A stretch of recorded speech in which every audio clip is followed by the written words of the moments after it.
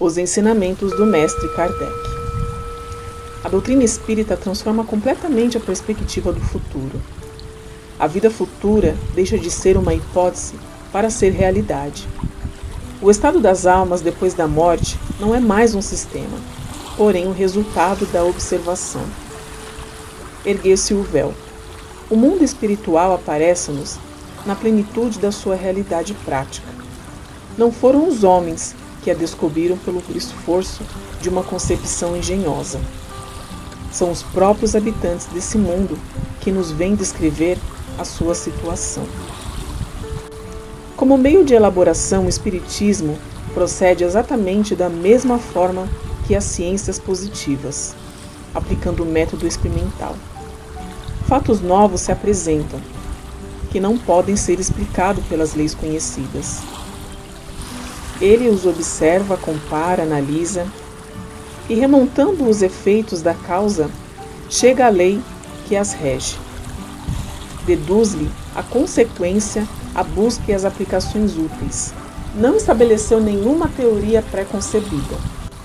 Assim não apresentou como hipótese a existência e a intervenção dos espíritos, nem o perispírito, nem a reencarnação, nem qualquer um dos princípios da doutrina. Concluiu para a experiência dos espíritos, quando essas existências ressaltou evidente de observação dos fatos, procedendo de igual maneira quanto aos outros princípios. Não foram os fatos que vieram posteriormente. E pois rigorosamente exato dizer-se que o Espiritismo é uma ciência de observação e não produto da imaginação. As ciências só fizeram progresso importantes depois que seus estudos se basearam sobre o método experimental. Até então, acreditou-se que esse método também só era aplicável à matéria, ao passo que também as coisas ao metafísicas.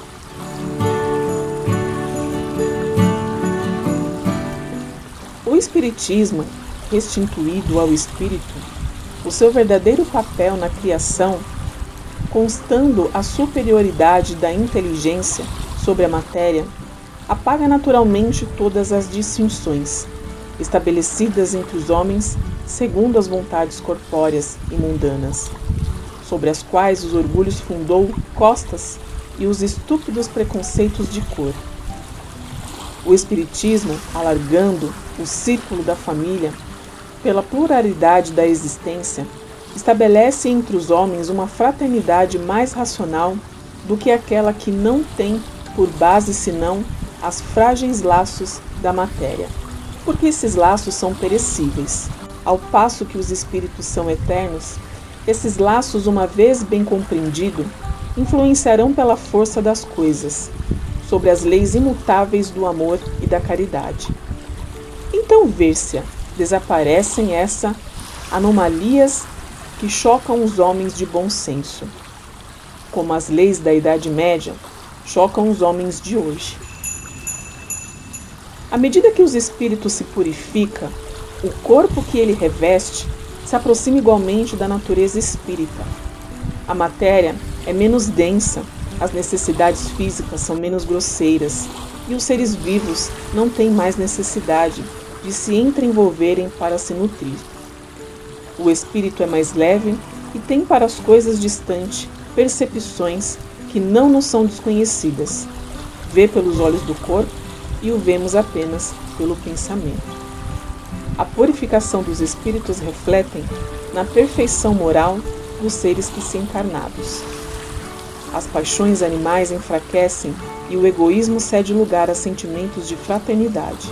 É assim que nos mundos superiores a terra e as guerras são desconhecidas. Os ódios e as discordâncias não têm motivos, visto que ninguém se preocupa com causas, danos ou seu semelhante.